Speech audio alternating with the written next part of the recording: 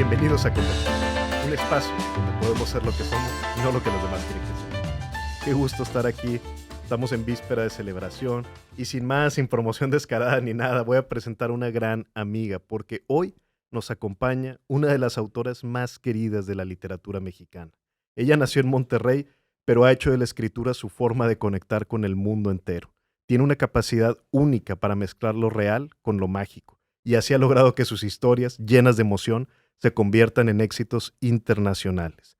En Estados Unidos, pero en todo el mundo la leen. Su obra ha cruzado muchísimas fronteras.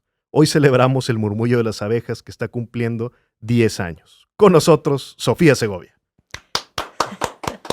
Gracias, Hola, Sofía, de estar Fer. aquí. No, hombre, me da muchísimo gusto que nos acompañes aquí en Conversaciones. Oye, por segunda ocasión. Por segunda ocasión fuiste de nuestras primeras invitadas, nos hiciste el gran favor, que es lo que fue, porque íbamos empezando sin saber bien lo que estábamos haciendo, y ahí pues fue un empujón importante y que yo todavía siempre he presumido mucho, ¿no? Que aquí Oye, ¿qué estás. tal si como en SNL cuando venga la quinta vez una chaqueta? Me parece más que bien, y que estemos aquí en muchas ocasiones. Ya sabes que además de eso, pues nos procuramos en un taller literario que tú diriges casi una vez por semana, ya tenemos muchos años ahí. Yo con mucho orgullo siempre digo, Sofía es mi maestra, es mi amiga, no sé cómo describirlo ya, pero pues creo que las dos. No, es que yo creo que la literatura hace los mejores amigos, la verdad. O Más que sea, de acuerdo. las conversaciones a las que se llegan cuando hablamos de literatura y de todas estas ideas y sensaciones también, creo que lo veo en los libroclubes que visito Claro. muchísimo, pero creo que también en el grupo que hemos formado que se ha hecho una amistad muy linda. Muy importante. A mí lo digo y está medio raro empezar hablando de mí, pero lo que sí quiero dejar en claro es que siempre lo digo, si mis libros, si es que existieran, serían muy diferentes sin tu guía, sin tu taller. Entonces, darte las gracias aquí también en público. Pues, no sabes lo que significa para mí que me lo No, digas, y me emociona mucho porque esa sí es una faceta que me gusta mucho. Siempre me preguntan: "¿Pero por qué das clases?", porque es otra faceta de la misma actividad y me encanta. más que de acuerdo, más que de acuerdo. Me decía, fíjate, de artes marciales, era de donde venía este insight, pero me decía un profesional de artes marciales de aquí, me decía, es que tiene 3 partes el arte marcial, decía, aprender, hacer, o sea, pelear y enseñar. Y me decía, si no tienes las 3, no cierras el círculo. Y pensé, es que eso aplica para un chorro de cosas. Y creo que literatura es una más. Yo creo que luego aprendes más cuando enseñas, De de acuerdo. verdad, y sí se goza mucho. Yo no sabía eso de las artes marciales, pero creo que la voy a adoptar. Está muy padre. Empecemos, Sofía, si te parece bien, Sí. hablando del Murmullo, que cumple 10 años. Estamos celebrando aquí también en vísperas de la FIL de Monterrey. Y no solo de eso, ¿verdad? Hay una edición muy bonita nueva que salió, pero de veras que de ediciones, no sé si las tengas todas, quizá ni siquiera las tienes todas, ¿verdad? Físicamente o sí. Fíjate que pues, todas las, del mundo hispano las tengo, Ok. em, pero las traducciones al principio me las mandaban como muy puntualmente Sí, sí, sí. y por algún motivo ahora ya no me han llegado, entonces tengo la mitad de 22. Sí, vi muy bella, por ejemplo, la de coreano, que le pusieron ahí Ay, un es muy dibujo hermoso. linda.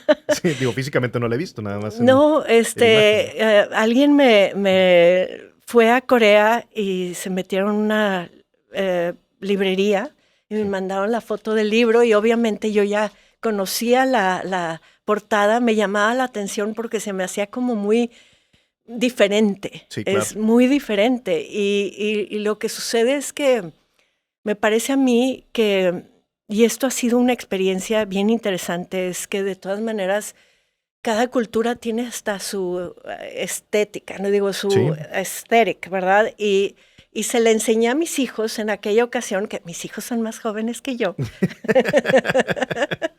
Y y ellos sí han crecido en esta cultura ya muy cercano cercana a lo coreano. Sí. Y entonces me dicen, no, está muy hermosa, es muy coreana, déjala ser, ¿no? O sea, Sí, si sí, sí. ellos la escogieron, déjala ser. Este, y eso sí, al principio iba el niñito así como muy de videojuego, Sí. corriendo con un globo, y yo, ¿por qué un globo? Quítenle el globo, eso sí, coreano o no coreano, quítenle el globo, mejor que la sigan abejas, Pues sí. ¿verdad? Que lo sigan abejas, entonces, muy bonita.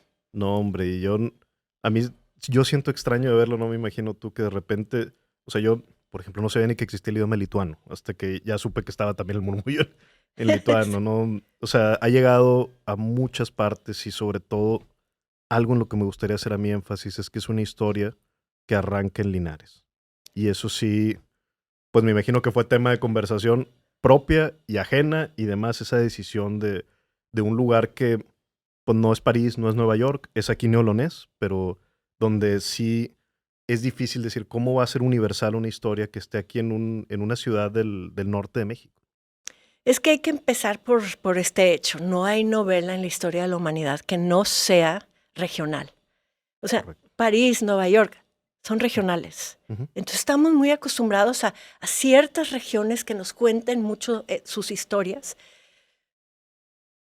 pero el noreste, Monterrey, Linares, guardarse las historias, porque es parte de nuestra identidad. Yo estoy convencida, tras estudiar muchísimo, que parte de la identidad aquí del noreste, a veces voy a hablar de Monterrey porque pues es mi impulso, ¿no? Pero Claro. hablo yo del noreste. En realidad estoy contando esta historia. Te lo cuento a ti, Linares, entiéndelo tú, Monterrey y todo Claro. el noreste, ¿no? Tenía que escoger un pueblo, pero esta es la historia de todo el noreste. Pero lo que sucede es que tenemos esta identidad de silencio desde el principio de Sí. nuestros orígenes aquí norestenses, y es más, todavía desde mucho antes de que llegara nuestra gente que llegó aquí a colonizar, porque tienen una historia de persecución, ¿no? Claro. Y si algo nos ha enseñado la historia, y si alguien ha leído el libro de Gabriela Riveros de Olvidarás el fuego, que es muy buena, por cierto, habla de la historia de los Carvajal, muy bonita, pero muy triste, Claro. porque se atrevieron a lucirse de cierto modo, porque pidieron un gran reino de León, y ocasionaron que los miraran muy de cerca y se los llevaron a quemar, ¿no? Claro, es una historia fuertísima. Yo no he leído el libro de Gaby, fíjate, lo debo porque Gaby es una gran autora y una Sí, gran sí, persona. sí. Pero sí en el caso de don Luis Carvajal, pues creo que de los fundadores que tuvimos, él fue el que era un caballero, que era así, Gran creo que esa es la palabra. explorador, realmente gente muy erudita, pero que le tocó eso, y vino la Inquisición, se los llevó no nada más a él, sino a toda su familia. Es Claro. muy impresionante historia, y creo que lo aprendimos aquí muy duro, es calladitos más bonitos. Y entonces todas nuestras historias las hemos guardado bastante. Y digo, después de ahí vienen 2 o 3 otros grandes ejemplos que Ujú. Matarili, ¿verdad? O Sí, sea, claro. entonces hemos aprendido dentro de nuestra identidad está el silencio. Y resulta que cuando yo platicaba con gente, cuando Ujú. estaba escribiendo con ciertos amigos, que es uno de los consejos que doy, es, ya Sí, que estás escribiendo, cuéntale a cierta gente interesante, amistades, que estás escribiendo, para que te presionen un poquito cuando te pregunten, ¿y qué estás escribiendo? O sigues con tu novela, y entonces te presionas, ¿no? Pero contaba yo que, no, una historia en Linares, sin contar nada de la historia, nada más, una historia que sucede en Linares. Y me decían, ¿por qué en Linares? Aquí mismo, exacto, ¿no? exacto. Y la primera vez que salió Huracán, aquí publicada por Conarte, me decían, oye, los regios no somos de novela. Y yo, claro que sí. Bueno, pues vamos a hacer. Esto hace 20 años, pero resulta que me decían, ¿por qué? Pues mejor, ¿por qué no escribes una historia que sucede en Oaxaca?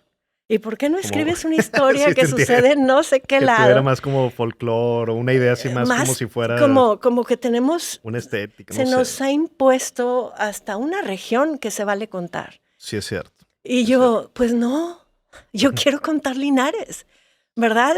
Y ya. Y entonces lo que sucedió fue que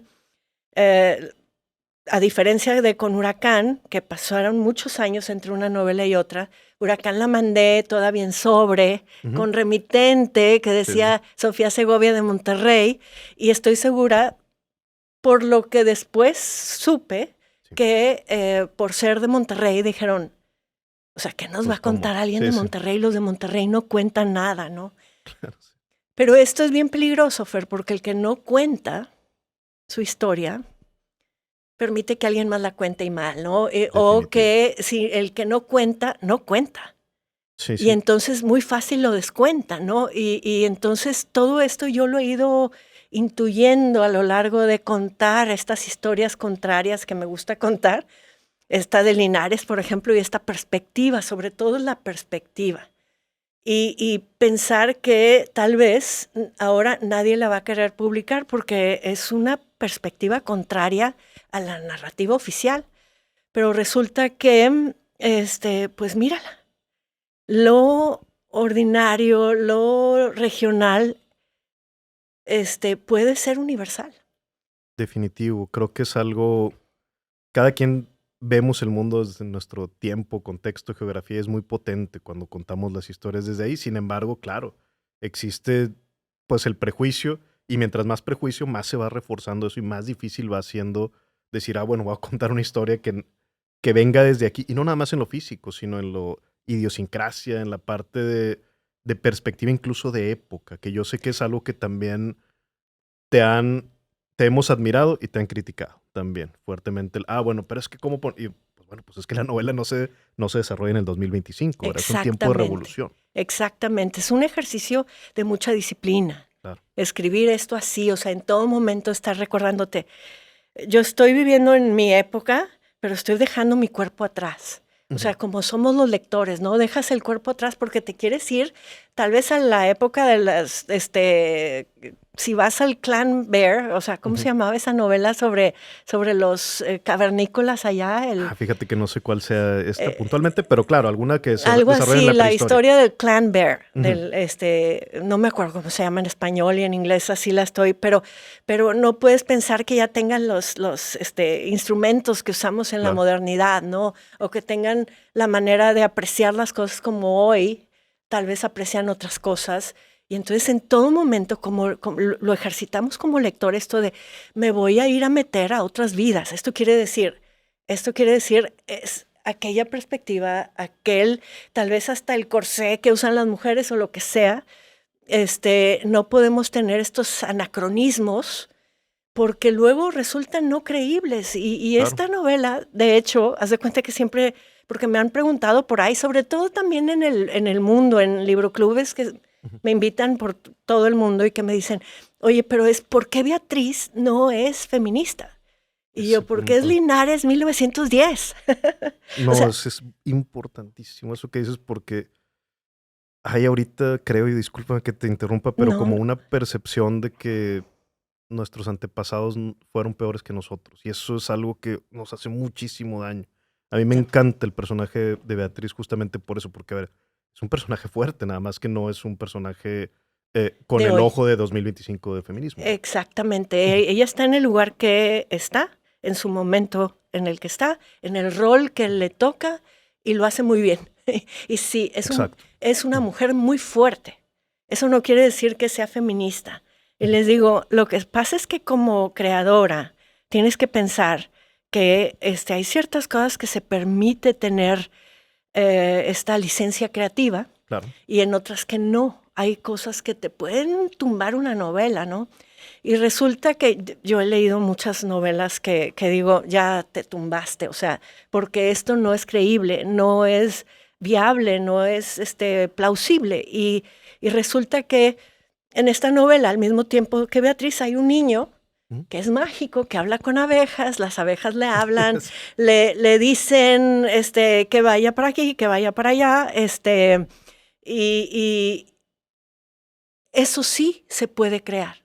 Y eso sí, pero Beatriz no podía ser feminista, y sin embargo sí es esta mujer que yo también quería contar, porque vivimos en una tierra en México, que es patria, tierra de héroes, hombres, hombres fuertes y valientes y no sé qué cosas, vengan en las estampitas que todos estudiamos de chiquillos, azules, ¿verdad?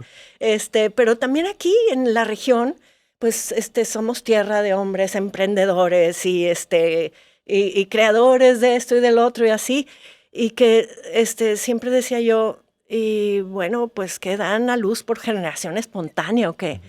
O esta historia fuertísima, súper dramática que se vivió aquí por muchos siglos, Claro. que nada más los hombres la sobrevivieron. Pues no, era al parejo. Entonces, Beatriz empecé a sentir en Beatriz que esta es la mujer fuertísima que también tuvo que sobrevivir lo que se sobrevivió aquí, como seres humanos, ¿no? Y que detrás de toda mujer que existe hoy, tenemos que saber que hay una mujer que sobrevivió esta cadena durísimo y que nos tiene aquí hoy. Y eso es lo que yo quería sentir con Beatriz. No, y a mí también, y vaya, yo aquí doy contexto, o sea, yo disto muchísimo de la ideología feminista, o sea, yo no soy quien para hablar de esos temas, pero sí quiero decir que para mí, como que me parece un poco irónico que haya este reclamo de por qué Beatriz no es feminista si tú como autora, estoy seguro que has pasado por momentos donde el machismo es inherente y está enraizado en nuestra sociedad. Hace unas semanas un amigo me decía, un amigo escritor, me decía es que si Sofía Segovia fuera hombre, aquí estaríamos hablando de que es que por qué no le han dado el premio Nobel, es que por qué no, o sea, me dice, sería una figura que estaríamos presumiendo, o sea, superlativamente, y me dice, es una cuestión de género, el que no presumamos tanto. Y eso estoy seguro, que a lo mejor para ti es difícil anunciarlo, pero que lo tienes que haber sentido y vivido en muchas ocasiones. Sí, de mil maneras. Por otro lado, nunca me pidieron que me quitara el nombre como a J.K. Rowling. Bueno, sí. En ese sentido, ok, pero no, sí se siente que las miradas se fijan mucho más en los hombres. Una mujer tiene que hacer no sé cuántas veces más que un hombre para hacerlo, pero también me gusta mucho llegar a la edad que estoy llegando. No, que ya llegué. Porque me he ido quitando de muchos tapujos, de muchas estas restricciones que nos pone la vida, ¿no? Sobre todo a las mujeres, ¿no? La primera vez que salimos de la casa de chiquitillas, lo primero que nos dice alguien es, no te creas la muy, ¿no? O sea, este tipo de cosas que después se quedan en el bagaje de la vida como rocas que tenemos que ir cargando o arrastrando. Y que ahora es un ejercicio muy curioso esto de tener que ir a hablar de tus novelas, de hablar bien de tus novelas, porque siempre te ha enseñado la vida a decir, sí, claro. no, es una cosa no sencillita. Sí, no, esta cosa tan vieja, o qué bonita blusa, ¿la quieres? O sea, este tipo de cosas que ya se nos ponen casi como contestaciones automáticas que me he ido quitando con toda intención, porque hay que hablar con orgullo de lo que hicimos con orgullo. Y ha sido un ejercicio, creo que les viene más natural a los hombres, pero sobre todo es que las cámaras, las miradas se fijan más en los hombres y hablan más de los hombres, pero sí estamos viviendo ahora un momento bien interesante en la literatura de las mujeres. Sí, claro, y definitivo. Yo también lo he platicado en este espacio, sí hay un momento femenino que es tangible, ¿verdad? Creo, para bien. Y para mí la forma más tangible es cuando entras a una librería, donde puedes ver que es un espacio que ya se abre, ¿verdad? Que no nada más es... Sí, y lo que sucede es que, imagínate, tenemos a Sor Juana. ¿Y cuánto pasa entre Sor Juana y la siguiente mujer que se nos ocurre? Rosario Castellanos. ¿No? Y Sor Juana siglos. Históricamente tuvo que decir Octavio Paz, oye, acuérdense, si no, a lo mejor ni a ella la bueno, hemos sí, ¿verdad? sí, O sea, y se tuvo que meter a un convento. Sí, más de un siglo yo creo que estuvo sin que conociéramos masivamente. Y luego, ¿cuántos siglos pasó antes de que, no sé, no se me ocurre quién más, antes de Rosario Castellanos, Elena Garro, Poniatowska, estas mujeres que las cuentas con los dedos de una mano? Y que ya estás hablando siglo XX. Ya estás hablando del siglo XX. Donde pues los 2500 años para atrás que estuvimos aquí, ¿qué onda? Y entonces ahorita se siente como que hay muchas mujeres agregándose al universo escritor y lo que sucede es que es muy natural porque cada vez leen más las mujeres. Y casi todos los libroclubes a los que debe voy, ser Fer, más porcentual, ¿verdad? Que sí. No sé si el conozcas el dato. 90%, no es que los hombres Claro. no lean, pero creo que las mujeres se están contagiando mucho más, se están multiplicando mucho más Sí, de este acuerdo. amor por la lectura. Y de los lectores saldrán los escritores, y eso es lo natural, ¿no? Claro. Y hablaremos también, si se puede, tu libro de lector a escritor, que pareció maravilloso. A mí me encantó poder leerlo. Vi mucho de lo que vemos en los talleres, pero hasta más, ¿no? Y ahorita lo platicaremos. Algo que me gustaría hablar, y tiene varias vertientes, digamos, pero la primera es que te quiero preguntar cómo platicas tú, porque el word of mouth, el poder contar, ¿de qué va el murmullo? Yo siempre me hago bolas, porque empiezo a hablar de Simonopio, y lo no, pero es que realmente es de la revolución, entonces es de guerra, no es de guerra, pero es que hay un hacendado, y me empiezo a hacer bolas porque Sí, yo yo lo también. veo como, Un poco. y se me hace muy padre, o sea, cómo ha sido tan masivo, seguramente es la obra más leída que ha salido de aquí de Nuevo León, y Y de cómo, México, y en de el México, siglo XXI. sí, que Así es es un que orgullo, claro, claro, muy regional, y pero lo muy regional regional, ¿verdad? prueba a ser universal, ¿no? Sí, Es que es la más traducida sí. de las novelas escritas en el siglo XXI y las traducciones han ayudado muchísimo. Claro, claro. También lo vemos ya, claro, en su versión de audiolibro, en inglés. Sé que también ya están por ahí. Es muy Te bonito. quiero preguntar también, a muchas preguntas, pero bueno, una más. Nada más, en tu libro Peregrinos, en inglés, cambia de título. Sí, Y te quería preguntar ahí, cambia digo, es en inglés, pero es Lágrimas de Ámbar, ¿verdad? sí. Tears of Amber. ¿Tuviste injerencia ahí? ¿Nomás te avisaron? ¿Cómo estuvo la onda? No, sí tuve. Es otra novela que también está traducida ya a 6 idiomas. Sí. Y que ha Eh, sido un éxito enorme. A veces como que bajo la sombra del murmullo, sí, bajo la pero sombra. realmente es una locura lo que se ha leído, lo que está reseñado, cuánto se ha traducido Peregrinos, y es una historia bellísima. Sí, y también es una historia que está pues escrita para dar la contra a la historia como se cuenta típicamente, ¿no? Pero resulta que yo sabía desde que le puse Peregrinos que me estaba metiendo en camisa de 11 varas. Ujú. Porque Peregrinos era la única palabra, creo que le quedaba buena a la gente que tiene que dejar su tierra. O sea, si ya eres O sea, que no tenga carga política, ni ¿verdad? refugiado Ya está tiene carga bien, política. Ujú, exactamente. O sea, imagínate a alguien ujú, que entra y pide refugio. Y es bien ujú. bonita palabra y es bien bonita Es acción, cierto. pero ya tienen mala fama los refugiados. No son queridos. Y bueno, pues también, ¿quién más? Los migrantes. Tiene connotación Todas política estas, también. Y hasta yo geografía, decía, ¿no? la única que queda es peregrinos. Sí, Esa queda bien. Y sí tiene esta connotación también religiosa, es cierto. pero aquí está puesta como en el peregrinaje por En la luz paz, positiva. ¿no? Así es. Y cualquiera tiene Ujú. derecho a peregrinar por su paz. Pero yo sabía al mismo tiempo que esta historia, después, por ejemplo, la traducción al inglés iba a ser Pilgrims. Cierto. Y entonces que me iba a meter que no es atractivo eso para nada, porque ellos hicieron de esta palabra pilgrims, que son gente que hace pilgrimage, o sea, peregrinaje, ¿no? Resulta que es su historia fundacional. Así es. Iban a creer que yo estaba contando la Hablando historia del de... Mayflower o algo, Exacto. y para nada, estoy Ujú. contando una historia mucho más importante que es de solo un pueblo. Sí, aquí sucede en un lugar, en un momento, pero yo estoy hablando de toda la gente que tiene que dejar y que no importa. En este momento son alemanes, es decir, son muy blanquitos, son muy güeritos, Y eso te son de generó otras crítica religiones. también. Absurda, ¿verdad? Absurda la crítica, pero me tocó leerla donde, entonces es a favor de lo... ¿Y cómo estás? O sea, ¿cómo te puede caber en la cabeza que esto fuera algo mencionaban nazi, ¿no? ¿Y cómo puedes pensar eso? Pero Sí, bueno, como si siempre no hubiera habido, sale el... pero como que si no nos cupiera en la cabeza o en el corazón el que, a ver, la injusticia le llega al individuo, ¿verdad? La No. injusticia le llega al individuo y la guerra le llega al individuo y es al mismo tiempo el individuo responsable de por quién vota.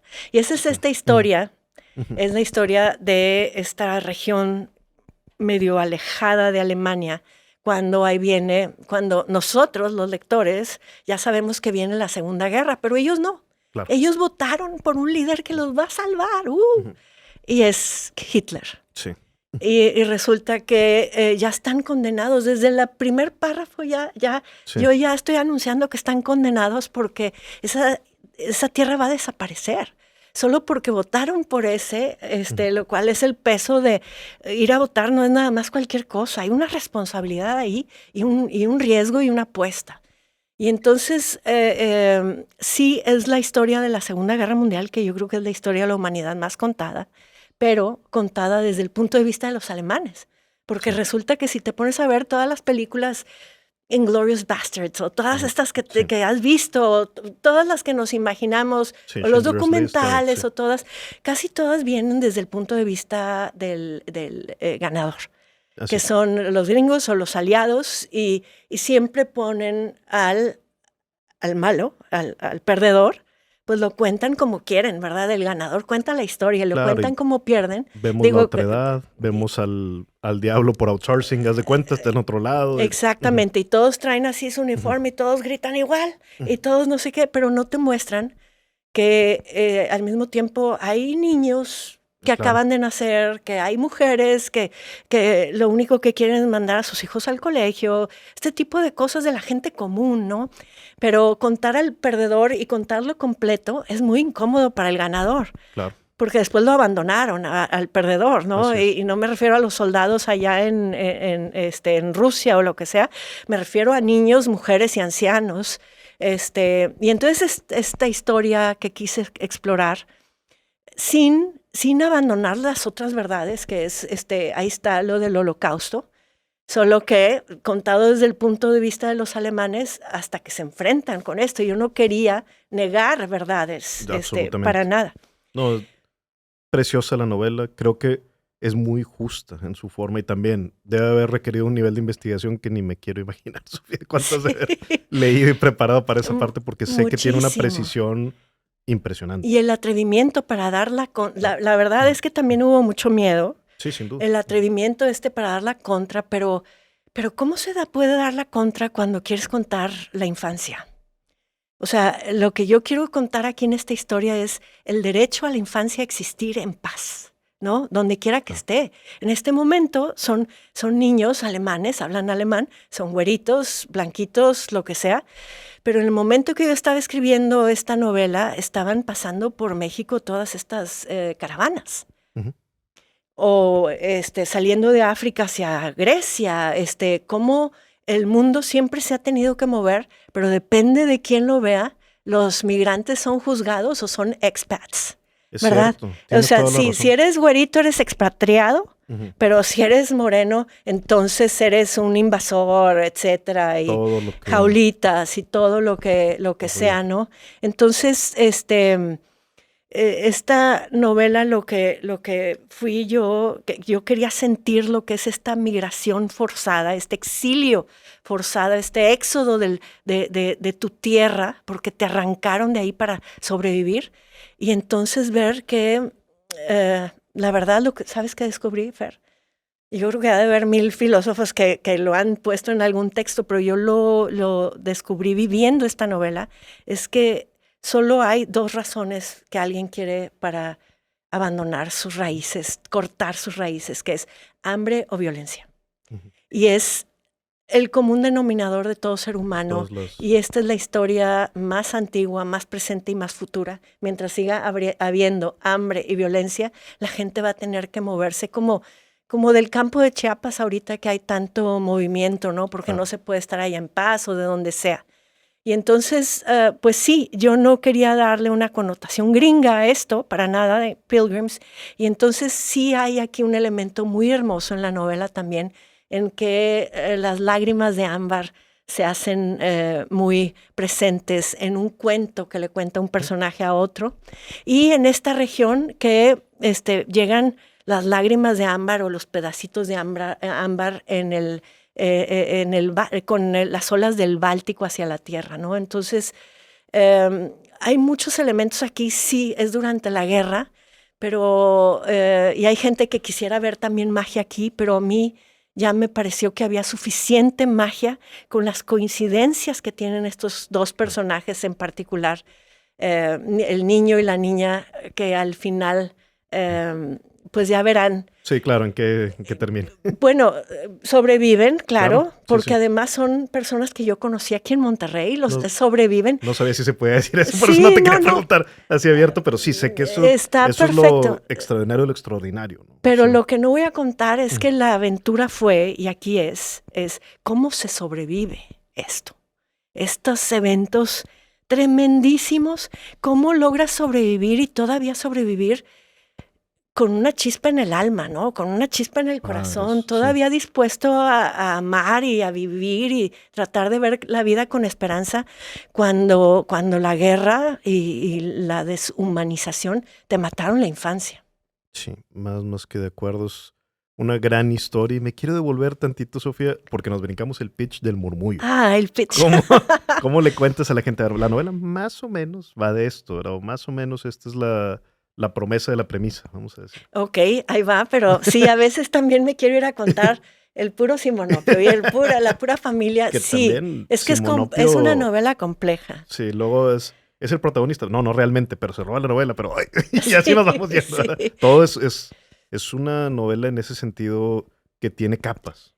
Y también, voy a interrumpirme yo mismo antes de que veamos el pitch, pero también he visto que se señala, como ha sido tan leída, entonces es que es un libro muy simple. Así como que, y yo, ¿cómo alguien puede hacer señalar de esa forma? Apenas alguien que no lo haya leído, ¿verdad? Pero bueno, yo también me voy a saltar el pitch para decir. Sí, y ya ahorita regresamos. Sí. Que creo que mucha gente cree que la alta literatura tiene que tener palabras impronunciables, que te lanzan al diccionario cada rato y así. Y la verdad es que mi filosofía es otra. Yo pienso que las grandes historias te llevan a un viaje y no te mandan a un viaje al diccionario cada rato. O sea, una novela que cada rato te manda al diccionario te está estorbando, te está interrumpiendo. Y eso no quiere decir que se minimiza al lector. Lo que sucede es que la intención de un novelista tiene que ser contar la historia. Claro. Con las palabras necesarias. Todos los novelistas, yo creo que tú también, Fer, coleccionamos palabras bien bonitas. Sí, claro, clepsidras. Sí tengo mis palabras ahí raras, pero sesquipedálicas. Es que, y creo eso que es el lenguaje, el corazón de esto debe ser clarificar y no oscurecer. Y hay muchos autores que parece que, déjame te presumo las palabras sobre esdrújulas que me sé, mira lo inteligente que soy, ¿verdad? Sí, dices, y estorban, y creo que es el gran pecado de alguien que quiere contar una historia y luego ir a estorbar su propia historia para echarse luz a sí mismo o sí misma. Y yo trato como lectora, trato de olvidarme de mí, y como escritora trato de olvidarme de mí. Y sí, ahí en el libro de lectora-escritora por ahí esta cita que dice, en el momento que sientas esa tentación de contar una palabrotota, acuéstate a que se te pase. Sí, de otra forma atendamos esa. Sí, y entonces... Qué gran libro, ahorita hablaremos de eso también, por favor. Entonces, sí, fíjate que dicen, se lee como agua, y es bien bonito que te digan esto, porque quiere decir que nadie te interrumpió la lectura. Pero luego sí me ha tocado, ha habido entrevistas de que es que tú, es muy simple. Pues también por ahí dice Stephen King, creo que lo bonito es hacer de lo complicado que parezca simple, ¿verdad? Definitivo, para cuando ya lo lees fluido, para mí significa que es porque muchas veces pasaste por ahí para poder hacer una... También, pues creo que es de Mark Twain, ¿no? Que dice que la escritura está en la reescritura. Y poder hacer estas pasadas para que ahora sí fluya, como dices, como agua, como platicado. Sí, para que el lector de verdad se vaya suavecito hasta el punto final. Yo no quiero que nadie se vaya de mí. O sea, ya que te metiste a mi historia, yo quiero que te quedes, ¿no? Y entonces sí creo que muchas veces no nada más esta historia tiene niveles, sino hay lectores de todo tipo. Y a mí me gusta mucho que esta novela satisface muchas necesidades lectoras de diferentes niveles de lector. El que lee ya con más buen ojo, con más observación, ve la complejidad de esta novela.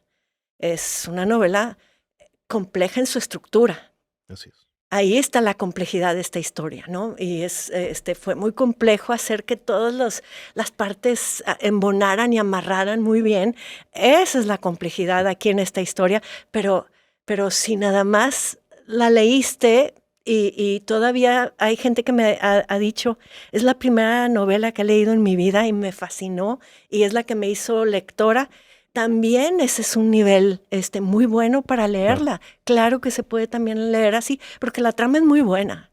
Y la narración, como dices, ahí sí es como lo simple es lo bello, ¿no? O sea, la narración es muy fácil de irla llevando y de que se te vaya, como dices, como agua. La complejidad, Sí, como dices, en la estructura y es en las capas. que te vaya sorprendiendo la trama, Sí. que te vaya sorprendiendo los temas, pero no te vayan sorprendiendo con puras palabras multisilábicas que después tienes que ir al diccionario. Entonces, creo que hay ese concepto aquí en México de estas novelas que luego, pues luego también por eso lo voy a decir, porque como digo, yo ya soy de una persona de cierta edad que se da permiso. Creo que en ese sentido también, por eso hay tan pocas novelas mexicanas e inclusive latinoamericanas en traducción en el mundo. Cierto. Porque se estorban a sí mismas y yo no me estorbo. Un gran atributo. Oye, una duda más, porque veo que a veces te describen como realismo mágico. ¿A ti te importa el género en el que te pongan? ¿Te pones ahí o...? Yo cuando me senté a escribir el murmullo de las abejas ni siquiera estaba pensando ficción histórica. Sí, no, claro, para nada. Y creo que eso Oliver también... Weir. Sí, o sea, creo yo que no me gustan los adjetivos, ni No, para escribir. Ni adverbios menos. Los adverbios y los gerundios. Pero no me gustan mucho los adjetivos, creo que nos etiquetan y nos restringen y nos encasillan y nos estereotipan, ¿no? Ya para eso escribí toda una novela que es Huracán, pero para romper los estereotipos. Pero resulta que yo cuando escribí esta novela la escribí porque sí quería sacudir la memoria del noreste. Este noreste que, como no se lee en los libros de historia, haz de cuenta que no tuviéramos historia, ¿no? De acuerdo. Y estamos ahora, qué bien, descubriendo estos elementos de nuestra historia y estamos descubriendo entonces por qué México no nos cuenta, porque es una historia muy incómoda. Pero resulta que yo sí quería contar esta historia a través del narrador, muy simbólica del Monterrey que tiene que ir en camino a recuperar sus recuerdos. Es el narrador, eso simboliza. Pero ya se me fue, porque me fui por otro lado, Fer. No, está excelente, está excelente. Estábamos hablando de, antes de llegar al pitch del murmullo. Seguimos con el pitch. Ya llegaremos. Pero sí, estábamos hablando de todos estos elementos que al final regionales, ¿no? Sí. Y uno más en el que me gustaría hacer hincapié, porque yo lo aprendí leyendo el murmullo. Y, vaya, es más allá de la novela, porque estábamos hablando justo de las capas, de la complejidad y que no era en la narración, pero... Y algo que he repetido, no sabes cuántas veces, pero lo aprendí leyendo el murmullo, fue por qué la zona citrícola es zona citrícola y cómo conecta con los dulces regionales que yo... O sea, nunca había podido hacer ese match hasta que leí tu novela y se me hizo interesantísimo. ¿Nos puedes platicar un poquito? Sí, es que fíjate que esto es literatura. Sí. Y yo no soy historiadora. Los historiadores creo que tienen que sujetarse a los hechos como los encuentran, ¿no? Sí los encuentran. Y lo que no encuentran, no pueden hacer estos saltos, estos jumping to conclusions, ¿no? Sí. No pueden hacerlo, estas reflexiones de estas conexiones, a menos de que las vean en un documento o en alguna evidencia. Y esa es la ventaja que tenemos los novelistas, que es, yo aprecio mucho todo lo que hacen los historiadores, pero me doy la libertad de llegar mucho más allá. Y sí, no tenemos memoria aquí y podríamos llegar a creer, y tal vez nos hemos encontrado gente que piensa que Monterrey siempre fue así y que no hubo ningún esfuerzo porque así nos hizo Dios. Está dado, ¿verdad? Todo sí. Está dado, ¿no? Es un error tremendo vivir así porque no hay aprecio. Claro. Y la gente de cierta edad como yo, que sí tiene memoria, pues sí recordamos un Monterrey pues bastante rústico todavía. Pero imagínate el Monterrey de hace 100 años. El Monterrey de hace 100 años pues venía resurgiendo después de varios siglos de bastante guerra por acá. Se nutrió con toda esta gente que tuvo que salir de todo el campo del noreste. Llegaron acá. Casi nadie tiene aquí, gente de mi edad. Uh-huh. Apenas tenemos 2 generaciones aquí. Y no hay esa memoria porque no te lees en los libros de historia y entonces es bien fácil decir, la historia sucede en otro lado. Claro, sí, y la historia son guerras, ¿no? Aparte. Y la historia guerra son que guerras. Se gana y ya. Y bueno, pues en la mañana todos los días me tomo mi juguito de naranja. Y también pensar, estamos súper orgullosos de nuestra zona citrícola, pero también ahí la plantó Diosito. Sí. No. Esa conexión. Es que yo creo que cada vez que veamos un naranjo ahí en nuestra zona citrícola, tenemos que recordar que no nada más sucedió aquí la revolución, sino que nos arrancó de raíz de donde estábamos. Porque por cada naranjo que se sembró fue un intento por salvar la tierra de particulares. Así es. Y por eso sigue existiendo. Sí, y viene de una ley, bueno, una propuesta de ley, una ley que ¿Una es ley? la presidencia, ¿correcto? De la reforma agraria, donde viene y dicen, tierra que venga sembrada con árboles frutales no se va a quitar a sus dueños. Eso lo escribió Plutarco Elías Calles, uh-huh. Porque él ya tenía Soledad de la Mota en Terán, y ya había ahí pues unos arbolitos sembrados ya y él pues se escribió una ley, ¿no? Se escribió una ley. Y entonces para mí fue muy importante contar esta historia porque dije, es parte de nuestra desmemoria, de nuestra amnesia colectiva es pensar que siempre ha existido eso, claro. Que la guerra siempre le sucede a alguien más, que todo lo que decidan allá en el centro gravitacional, poderosísimo, no nos afecta, que hagan lo que sea. No, es esta manera de decir, mira, sucedió esto, nos sucedió esto, por eso tenemos lo que hoy tenemos, pero luego también por eso tenemos los dulces de leche. Así es que antes era... Antes había cañaverales, sí. Y muchos pastores de chivas, entonces teníamos la leche de cabra, sí, toda esta azúcar. Y pues, ¿qué ibas a hacer? Aquí donde teníamos tan poco, pues sí, se hace este dulce de leche, regional. La leche quemada. De aquí es, que no nos digan de otros lados, simplemente lo copiaron. Hay en muchas partes. Claro que sí. Y les dicen dulce de leche y cajeta. Hasta en Colombia hay, ¿verdad? Aquí es leche quemada. Aquí es leche quemada, exacto. Y las glorias son de Linares. Sí. Y entonces... me gusta mucho a mí encontrar estos datos históricos y conectarlos, Fer. Conectarlos de manera que nos sorprendan un poco y decir, nunca lo había visto así. Me encanta. Y ahorita que Glorias de Linares, también me recordaste así de golpe la Petaca. Ajá. Por cierto, que es otra región que es... O sea, yo en alguna ocasión decía, si Lovecraft hubiera vivido en México, lo hubiera hecho de Linares, ¿no? En vez de Massachusetts. Sí. O sea, todo lo que encontramos por ahí. Y también está en tu novela. Sí, y fíjate que la Petaca, ¿qué regiones ahí? Está en Linares, de hecho. Yo nunca he ido, yo nunca había ido a Linares antes de escribir esta novela. Sí. Hay que ir, es bien bonito Linares, sí. Pero hace poco salió un artículo en El Norte que creo que queda una de las brujas originales y así. Y son brujas, y yo no sé si esto venga, y me voy a ir un poquito hacia Nana Reja. Uh-huh. Nana Reja es esta mujer en El murmullo de las abejas y voy a ir a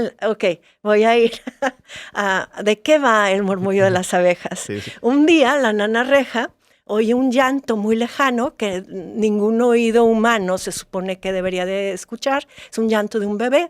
Va por él y pide a la familia que lo acojan. Y la familia lo acoge sin saber que este niño venía a cambiarles el destino a la familia y a la región entera, porque está a punto de llegar la revolución, la reforma agraria y todo lo que amenaza a esta familia. Y con esto que llega también, pues llega una traición de alguien muy cercano ahí también. Entonces es la lucha por salvar la tierra, por salvar a la familia y por pues conservar lo que se supone que es tuyo. Y entonces la nana reja no es indígena. La nana reja es negra. ¿Por qué la puse negra? Porque yo quería hacer un homenaje a la gente de raza negra que también se estableció ahí desde el principio de la colonia y que después fue adquiriendo su libertad, la iban adquiriendo de manera, pues creo que con 7 años de servicio, algo así dice la historia. Pero yo imaginé que al desaparecerse, porque se desaparecen en realidad en nuestro torrente sanguíneo. Sí, claro. Porque se mezclaron perfectamente, claro. ¿No? Pero en esta imaginación que sí tengo, dije, ¿qué tal si hubo parte de esta población que se fue entre los cerros a establecer y que baja la nana reja y un día al pueblo, pero no es indígena, es negra. Y bueno, pues es recordar también esta parte de nuestra historia. Y si alguien se ha hecho un examen genético por ahí, tal vez sale algo de genética africana o algo así, porque aquí estuvimos. Y entonces, pues la nana reja es este gran personaje que detona esta historia y con su silencio es la mera mandamás de esta familia que además la quiere muchísimo. Y bueno, son todos estos personajes que se afectan unos a otros y había que contarlos todos. Sí, más que de acuerdo. Y ahora, muy padre historia. Yo recomiendo muchísimo leerla. Ahora, me falta mi relectura, nada más que traigo un problema y a ver qué me dices tú. Sé que viene una adaptación pronto. Entonces no sé si leer el libro, o sea, ¿qué voy a hacer? Dime tú. Si es que puedes, hasta donde puedas contar de esto, ¿verdad? Ok. Los que no la han leído, que la lean. Que la lean, así. Los Fernando Suárez Serna, que ya la leyeron una vez, que la vuelvan a leer. Excelente. Pero sí viene una adaptación. El otro día entregué ya todos los guiones. Es una serie de 8 episodios para Audible. Para Audible. Así como han hecho Sandman, como han hecho muchas grandes series que las han adaptado. Y ahora, me imagino, corrígeme aquí, o sea, con actores de voz, con todo lo que conlleva hacer una serie de audio. Sí, acaba de salir la de Pride and Prejudice también. Está gratis en Audible. Vayan a buscarla. Pero esta serie es de 8 episodios. Es una adaptación para audio, lo cual me llevó a tratar de contar la misma historia, pero por caminos distintos. Y yo creo que en ese sentido, tú que eres tan analítico y tan estudioso, creo que puedes ver ahí los lenguajes. Ver las diferencias y disfrutar las diferencias. Pero tú sí como guionista, totalmente. Como guionista. Qué padre, qué padre. Como guionista y qué difícil, por cierto. Sí, yo estudié comunicación y me gustaba muchísimo. De hecho, cuando estudié comunicación en la UDEM, la primera propuesta que hice para mi tesis fue adaptar obra literaria para el radio. Órale. Yo quería salvar al radio. Estoy hablando de 1988. No existía Audible, por supuesto, no existían ni los CDs ni nada. Pero eso es lo que yo decía que podía pasar con algún tipo de novela. Mira cómo los fundamentos a nivel profundo somos iguales los humanos y nos siguen moviendo las historias, porque no fue exactamente en el medio del radio, pero al final es por medio auditivo contar una historia y seguimos aquí y bueno, esperemos Es 2026 que viene. Sí, principios del 2026, se tardó un poco por el proceso, claro. pero me encantó que fuera un trabajo tan creativo otra vez. Padrísimo. Porque no se Remover, me podía imagino. no se podía contar la historia de la misma manera. Y entonces muchas escenas nuevas. Yo quería, de hecho, oír cómo suenan las abejas de Simonopio, cómo le hablan al oído, y él también cómo le habla a Francisco Chico. Porque Simonopio, bueno, pues es un personaje, sí es el principal, pero es mudo, no habla. Y eso es algo, eso lo hace un personaje muy entrañable, muy memorable, pero fue complejo adaptarlo para audio. Claro. Porque, Sí, ¿verdad?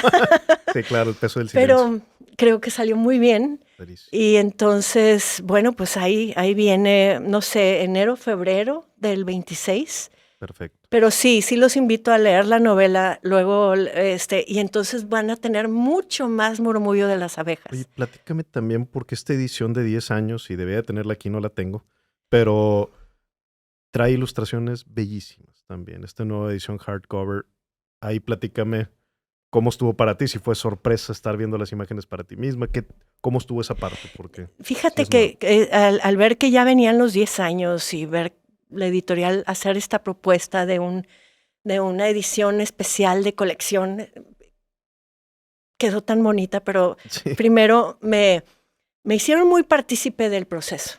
Perfecto. Escoger y proponer escenas donde yo creía que podía ser muy, que sumara, sí.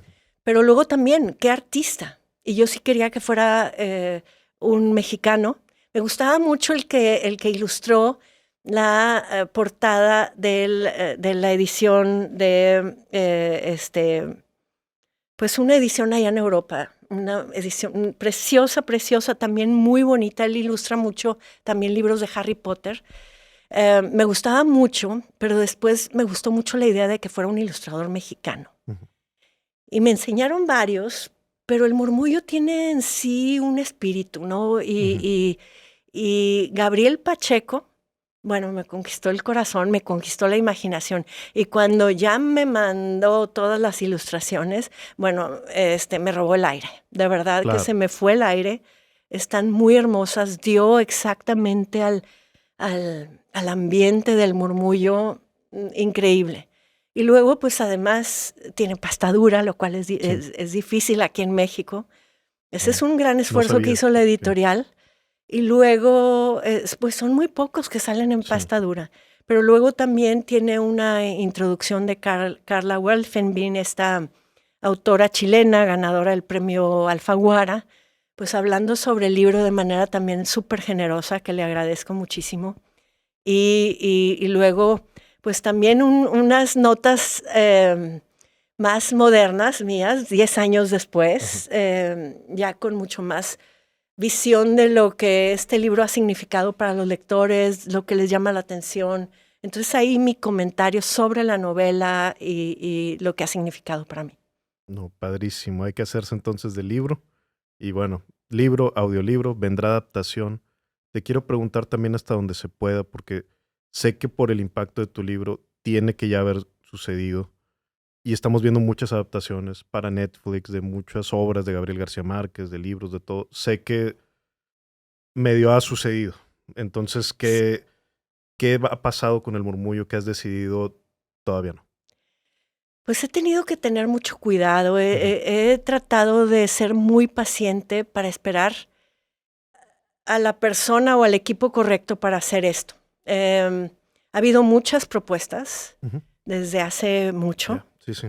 Pero lo no las... Creo que el episodio pasado. Ah, ya sí lo platicamos. Sí, desde entonces. O sea, y sé que nada más se ha ido a más, ¿verdad? Se han mejorado las propuestas. Creo que la huelga de los escritores en Hollywood sirvió mucho porque era lo que yo decía. O sea, lo hicieron allá.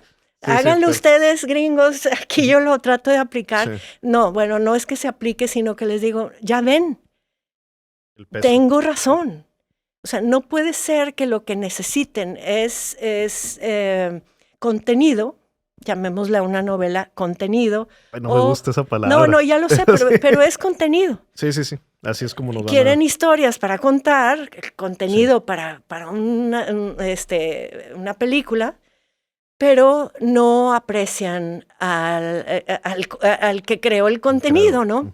Y eso pasa mucho. Y lo he visto, ha mejorado, pero yo he estado insistiendo muchísimo.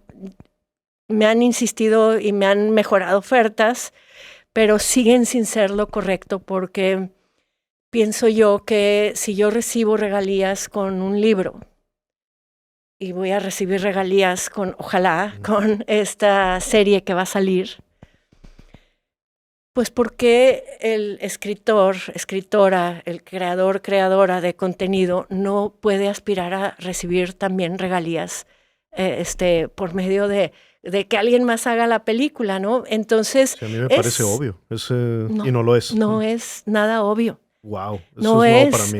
No es obvio. Yo lo daba por hecho. Pues muchos autores tal vez lo darían por hecho también, pero porque no le he caminado, ¿verdad? No, sí, lo primero que quieren hacer es darte unos centavos y órale. Ya exactamente. No o te mejoramos así y así, pero el techo es tal. No. Y ese es un aspecto que yo quiero cuidar. Pero luego también el aspecto creativo, ¿no? O sea, con quién me voy a aliar y a quién le voy a dar los derechos de mi novela, que pienso yo que no es tan fácil adaptar a Simonopio. No es tan fácil traducir a Simonopio del lenguaje literario al cinematográfico. Tiene sus dificultades. Tiene que ser alguien súper especial al que yo le confié toda mi historia, ¿no? No, y tú eres muy buena en usar las herramientas que tenemos en literatura y usarlas con todo, ¿no? Porque no son tantas, entonces hago uso de, voy a poner el ejemplo, el primero que me viene a la mente, congelar el tiempo, y entonces te amplío este instante en las páginas que yo quiera para que entiendas el interior de cada uno de los involucrados. Que, por ejemplo, en cine pues, no se puede hacer. Entonces, en cine no se puede. Hay que hacer otra solución. Exactamente, la traducción. Y eso es algo que yo le agradecí a Audible, que me compraron los derechos para adaptación, pero luego me invitaron y siempre me dijeron, pero tú te quedas para aprobar y no sé qué. Y luego, al cabo del tiempo, nos dimos cuenta que era mejor que yo lo escribiera, ¿no? Y Qué bueno. Y resulta que me he convertido en una persona muy celosa. Lo que sucede es que el murmullo puede parecer una historia muy sencilla, como decíamos hace rato. Y no, es una historia muy, muy compleja. Se cuenta en espirales. O sea, no se cuenta de manera cronológica y ni siquiera nada más así con un flashback o algo. No. O sea, va dando vueltas y vueltas hasta que llega al punto final. Entonces, hay cosas que suceden acá, pero también acá. Y eso es, yo creo que lo que me puede a mí también tal vez dar un infarto es que alguien que la escriba no cuente el todo. Exactamente. Puede ser, ¿verdad? O sea, porque nadie conoce esta historia mejor que yo. Sí. Y aún así, al escribir este guión, por supuesto que tuve que estar constantemente leyéndola, escuchándola, porque es muy compleja. Yo me acuerdo que decía, ay, de este tema, yo sé que hay más, déjame ir a buscarlo. Sí. Y por supuesto que no lo tengo de memoria, nada, claro, ¿verdad? ¿en qué capítulo? No es imposible. Exactamente.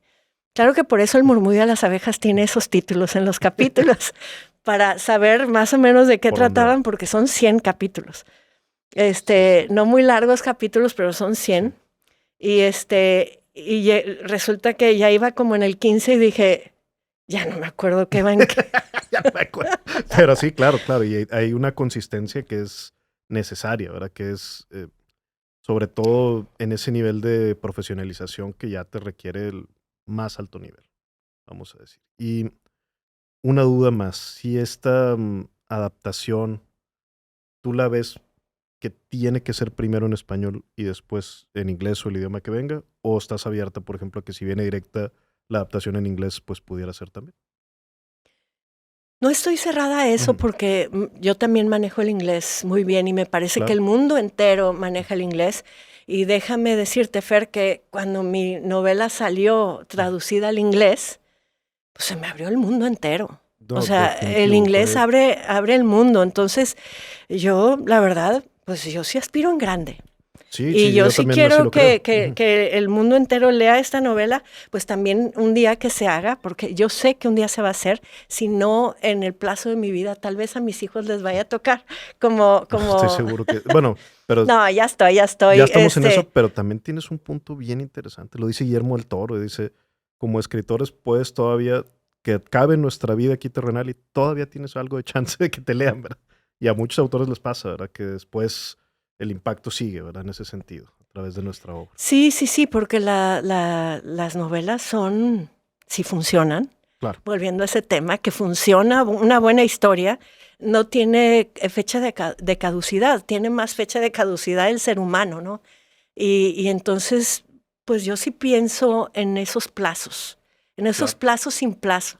Me Y encanta, me encanta, perdón, Sofía, que te sí, interrumpa, pero vi una frase ahí que me encantó que decía, es que esta historia, y estaban hablando creo puntualmente de Cenicienta, decía, es más antigua que el castillo, es más antigua que la civilización que construyó el castillo. O sea, esta historia es más, o sea, ya no existe nadie de los involucrados ahí, la historia sigue, ¿verdad? En ocasiones nos pasa esto y creo que ahí es cuando, precisamente, cuando funciona y cuando toca lo profundo del alma, del espíritu de la persona. y sigue funcionando esa historia, ¿no? Nos sigue Sí, moviendo sí. y sigue habiendo adaptaciones y todo. Y bueno, algún día se dará, pero tiene que ser entonces con el traductor correcto. Sí, a Que cada por idioma. cierto, yo por mucho tiempo yo decía, pues Guillermo del Toro, me gusta cómo maneja lo monstruoso. Estaría padrísimo.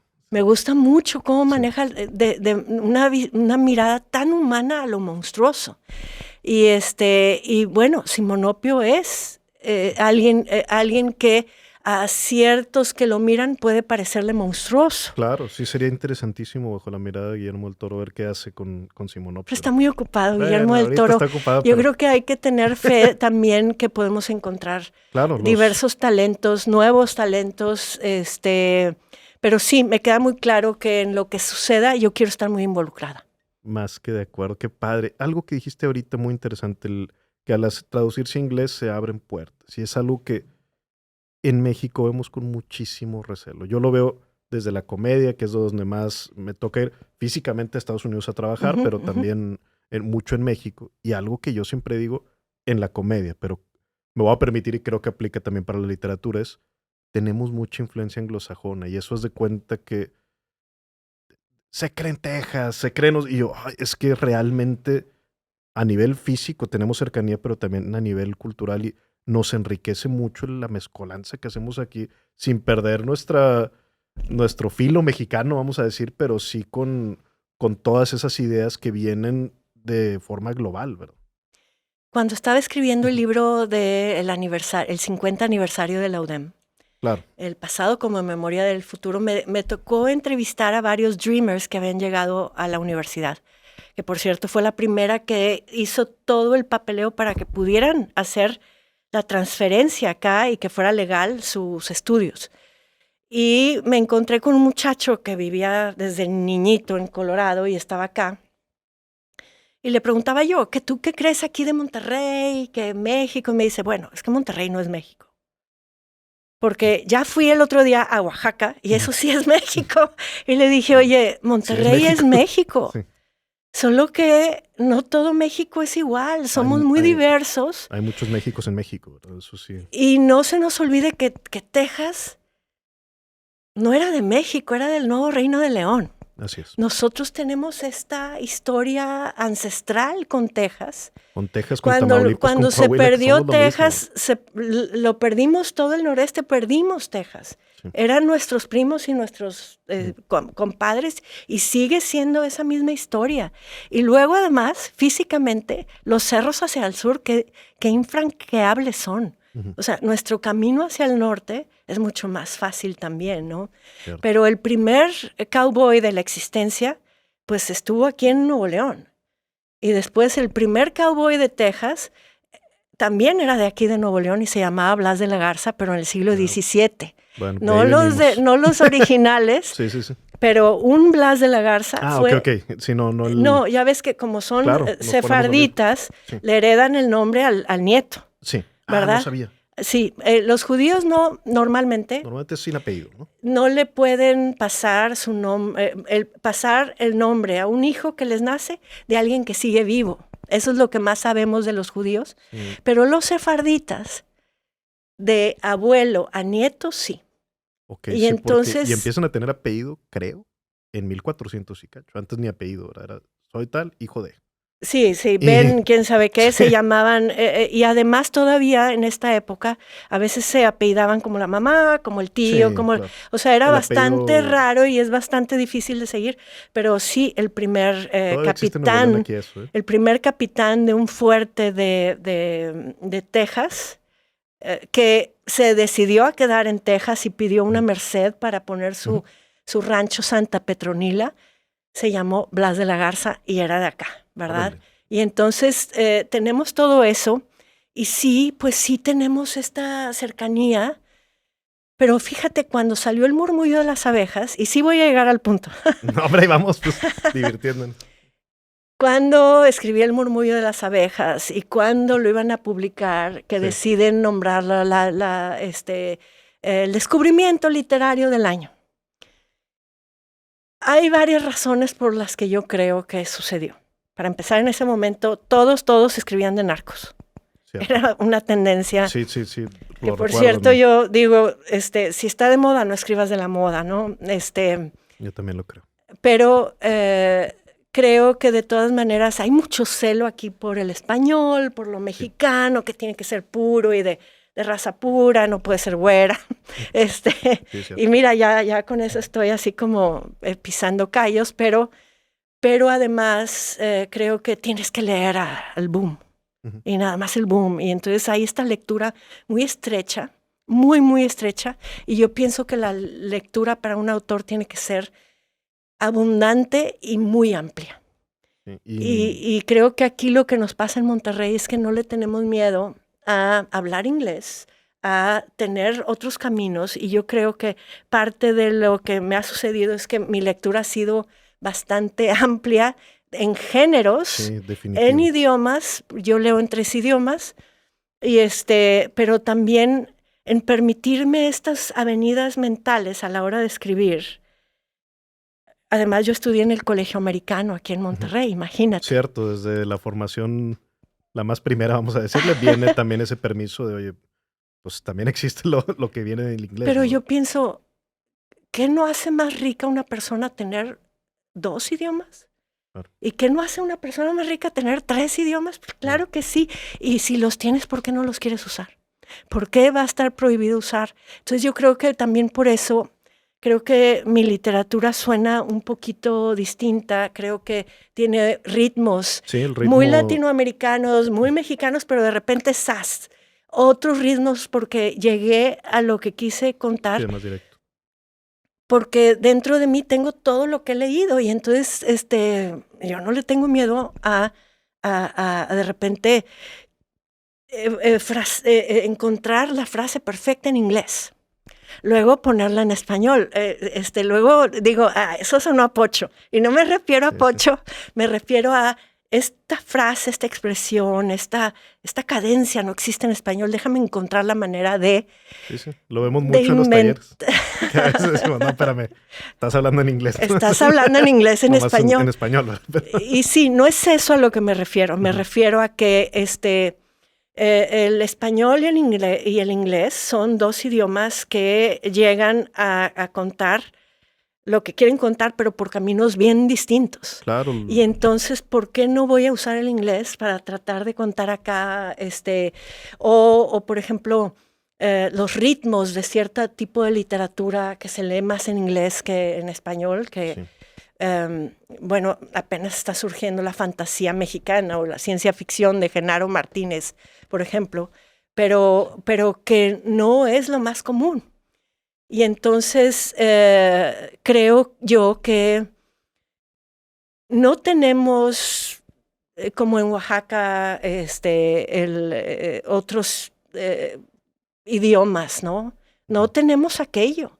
¿Por qué alguien de Oaxaca no va a querer escribir sus poemas en idioma nativo, en zapoteco?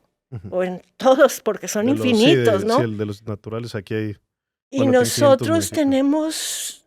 no tenemos acceso a ese Cierto. tipo de riqueza, tenemos acceso a otra. Qué Y bonito lo dijiste, porque creo que aplica en muchas cosas. Ahorita dije en comedia, muchas pero cosas. aplica en cualquier disciplina artística, incluso Bueno, es que industrial, tú ¿verdad? para la comedia Ujú. escribes Sí, y gracias. tienes que crear algo Sí. acá, ¿no? Y por qué Ujú. avenidas vas a llegar al, no sé, al punchline. Claro. Claro, y entonces, bueno, pues tienes recursos, tenemos que no desperdiciar recursos. Y como te digo, nosotros no tenemos los colores de Oaxaca, como le dije a este muchacho. O sea, Oaxaca es una cosa y es Sí, hermosísimo. sí, pero Y por no. favor vayan y visiten si no han ido, por favor, es increíble. Pero este es otro México también, o sea, México es un país muy diverso y yo pienso que todos tenemos que aprovechar los recursos que tenemos y unos de estos son nuestros. Tenía una amiga que decía, es que nos tienen envidia geográfica, Ya ver cómo. porque estamos bien cerquita de ir a comprar un Milky Way, De ¿verdad? McAllen, ¿verdad? No, no. Pero, pues no sé, pero yo no voy a desperdiciar ningún recurso, ¿no? Es De acuerdo. como cuando mis hijos llegaban de chiquitos con todos los amiguitos y me decían, mamá, que si nos das clase de ortografía porque vamos a tener examen Órale. final de español. Y yo me ponía y se sabían todas las reglas, se sabían todo. Y yo, bueno, ¿y entonces por qué escriben tan feo por WhatsApp? Ay, es que qué flojera. No, es que los recursos no se desperdician. Sí. Ya lo que sabes, úsalo. Y lo que practicas sale, ¿no? Y entonces yo pienso que los recursos están ahí. Hay que practicarlos, porque vamos a romper algo. Sí. Y la verdad es que romper muchas cosas a mí me ha funcionado muy bien. Y otro recurso, y lo dices de lector a escritor, me gustó muchísimo a mí ese libro. Y vaya, lo voy a sobreexplicar aquí, pero de lector a escritor se refiere para que brinques de estar leyendo, a poder hacer ahora sí tu propia obra, poder escribir. Me encantó muchas lecciones que el Homo Fictus, por ejemplo, yo nunca lo había visto explicado con tanta claridad. Es algo que, así en idioma español, yo nunca había leído algo ni que se pareciera, pero incluso poniéndolo ya en idioma inglés y todo, es algo que yo recomiendo demasiado. Es una caja de herramientas para quien tenga igual las ganas de poder escribir. Uno de los recursos que veo que usas y que me pareció como una especie de detrás de cámaras, de behind the scenes, fue cuando nos empiezas a contar cosas que yo había leído en las novelas, pero yo no tenía el contexto. Por ejemplo, cuentas, y nada más te lo voy a decir, de Regalado, Ah, en Huracán. ¿De dónde viene, por ejemplo? ¿Nos puedes compartir aquí algunos de estos sí, puntos? es en esta parte de dónde vienen las Sí, que ideas. son, digo, pues es un Porque luego recurso de... mucha gente dice, quiero escribir, quiero contar esta historia, que Sí, entonces es un niño que se pierde y al final lo encuentran. Pero ¿cómo se hace de esta línea, cómo se hace una novela, ¿no? Y entonces, ¿de dónde vienen todas estas ideas? Bueno, hay ideas grandísimas que te dan la idea general de una historia, pero luego hay estas ideas que van enriqueciendo una novela. ¿De dónde vienen? De la vida misma, de las películas, del periódico, de lo que te contaron. Y en particular esta novela de Huracán tiene un personaje que se llama El Regalado, Aniceto Mora, El Regalado. Y lo que cuento en el libro es cómo se construye un personaje así, porque es un personaje muy, muy interesante, a mí me parece muy rico, muy profundo, doloroso, ¿verdad? Sí, es doloroso. No, yo no me gusta escribir nada más lo que me resulta cómodo. Pero este personaje, El Regalado, se me ocurrió primero porque una vez fui a un viaje y me presentaron a un señor y me dice, hola, ¿qué tal? Yo fui regalado. Y me dio su adjetivo antes de darme su nombre. Sí, era su identidad. Sí, y me impactó eso y lo guardé. Y lo que sucede es que todas las personas somos, tenemos bodegones llenos de datos inútiles, solo que no los tan inútiles. hasta que eres autor y dices, voy a usar No estos... era inútil. No era inútil, claro que no, porque lo usé muy bien, ¿no? Pero luego, sumando a eso, una vez un amigo me platicó de que había ido a trabajar en el verano a Cozumel, a esta torre, segunda torre del hotel de su papá, y había trabajado como albañil, hombro con los albañiles, y entonces se sentaba en la lumbre en el fuego de los albañiles a platicar y a comer el taco. Él tenía 16 años, yo tenía 14 años y cuando él me platicó, ¿no? Pero resulta que le dicen los albañiles que lo que platicaban ahí era quién se va a echar a la hija, quién va a estrenar a la hija, Eso está... quién ya tiene hija buena para estrenar. Y él les decía, es que eso no se hace. ¿Cómo que estrenan a las hijas? A las hijas de ellos mismos, ¿verdad? De ellos Estaban mismos. hablando, o sea, es una cosa brutal. Y ellos le decían, es que si no las estrenamos nosotros, las estrena alguien más. Y era sí, brutal, su brutal. verdad, así era. Sí, incuestionable porque pues era su contexto. Y entonces sí se trata, fíjate, ya se va construyendo un personaje que se define primero con una etiqueta, pero además después vive en una obscuridad absoluta, en una pobreza, que no me refiero a pobreza de dinero, sino pobreza de luz, pobreza de información, pobreza de educación, de espíritu, de todo tipo. Sí, porque ellos, como dices, hasta al platicarlo y todo, no veían la avenida de maldad o sea, para ellos simplemente no se cuestionaba, era una forma de ser. A ellos no les ha llegado la noticia de que esto no se hace, sí, ¿no? Claro. Y esa es la pobreza precisamente de luz, o sea, tienes las ventanas cerradas y no dejas entrar la luz, o te las tienen cerradas precisamente porque eres el regalado, y esto es precisamente también el simbolismo de este adjetivo, el regalado. Yo me estoy refiriendo a un sistema que romantiza al pobre, ¿no? Sí. Y entonces así se fue enriqueciendo este personaje con estas ideas o estas anécdotas que me contaron, estos datos inútiles, y todos estamos llenos de todos estos datos inútiles aquí en la memoria, solo que los autores sabemos distinguir cuáles valen la pena. Más que de acuerdo, y hay algo, Sofía, también que yo veo, y vaya, a lo mejor estoy siendo medio injusto, como que es que te dicen esta crítica, y realmente en su 99% la gente no hace la crítica, la gente disfruta mucho las obras, pero sí he visto que se hace también este señalamiento, sobre todo en el murmullo, de, es que como tú no contaste esta narrativa de idealizar la pobreza, sino contaste algo, y creo que usas así puntualmente la frase, que dices, la revolución trajo mucha justicia y mucha injusticia. Y cuentas una historia desde el punto de vista de un hacendado, y eso también es algo que no me imagino, lo he visto también, que apuntan y dicen, no, el privilegio y demás. Sí, ¿no? O sea, sí. Y yo escribí esta novela y la de Peregrinos porque es el mismo tipo de situaciones. Sí. Voy a dar la historia aceptada, ¿verdad? A la historia oficial, a la que predomina.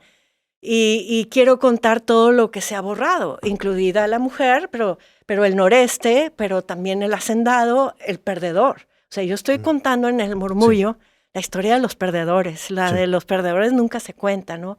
Y de la niñez y de la vejez, pero luego también estoy contando esta historia que parece muy contada, que es la que predomina, que es la del noble campesino. Pero cuando nada más se cuenta de manera es que es el noble campesino, entonces es bueno. Entonces se amalgama a esta humanidad en una sola identidad, y a mí ahí también digo, esto es algo que la historia no cuenta. Irónicamente deshumanizas al hacer eso. Caricaturizas. O sea, exacto, o sea, cartonas, ¿verdad? Claro. Y a mí se me hace terrible esto de romantizar la pobreza, pues quien romantiza la pobreza la quiere perpetuar. Sí, claro. Quien romantiza esta figura dolorosa la quiere perpetuar como víctima, y no es que no lo sea. O sea, aquí lo que yo quiero hacer es colocar piezas incómodas del incompleto rompecabezas mexicano, que es el noreste, las mujeres, los niños, los viejos, los perdedores, los hacendados, pero desde el punto de vista del noreste. Sí. Porque digo yo, México es un país tan grande y tan diverso que hay verdades que coexisten. Así es. Y la mayoría de la gente en México, fíjate que yo escribí esta historia con mucho miedo, Decía, si un día me la publican, a ver si me la publican, pues tal vez me van a apedrear por ahí. Y no, fíjate que la mayoría de la gente, incluida gente que me ha dicho, oye, a mi abuelo le dieron tierra por el agrarismo, y contaba pues la historia como lo que le tocó a él, porque para eso estamos preparados en nuestros cuerpos para vivir dentro de nuestra piel y nuestra realidad. Pero la literatura sí nos permite ver otras perspectivas. Y entonces mucha gente me dice, nunca había visto esa perspectiva. Pero yo dejo muy claro, es la perspectiva del norte. La perspectiva del sur es muy cierta, la de alguien También, como Espiricueta, aquí en esta novela, ¿no? Que yo no quería borrarle la verdad a esa, o sea, pero esto es bien interesante, porque cuentes una verdad históricamente comprobable, no quiere decir que les estás borrando veracidad a esta otra verdad. Es verdad, pero son verdad al mismo tiempo. Sí, que coexisten, como Coexisten. Incluso en ocasiones hasta puede aparentemente contradecirse, pero pues si las dos sucedieron, ¿no? Las dos absolutamente chocan, precisamente chocan y parecemos tenerle miedo a comprender que chocamos, cierto, ¿no? ¿Cómo nos cuentan la revolución? Al final te dan 2, 3 detalles, bueno, un poquito más que tuviste que aprenderte en tus exámenes de primaria o secundaria, pero te la cuentan de manera tan incomprensible para que digas, ni siquiera sé qué preguntar, ni siquiera sé qué no entiendo, ni siquiera se me ocurre preguntar que esta es una guerra que nunca firmó la paz. Sí, tan claro como de que festejamos el 20 de noviembre que cuando inicia en lugar de cuando acaba, ¿no? Exacto. Porque cuando acaba como que, oye, ¿y como que acabó? No, pues con 70 años del PRI, ay, espérame, como que esto ya no estuvo tan padre, pero nunca hubo un tratado de paz. Nunca hubo un tratado de paz, pero además no es normal esto de que se festejen las guerras cuando empiezan, y menos una guerra civil, porque se mataron mexicanos contra mexicanos, ¿no? O sea, son estas cosas muy dolorosas que deberían de festejarse cuando se hace el armisticio. Pero pues aquí no ha sucedido nada de eso.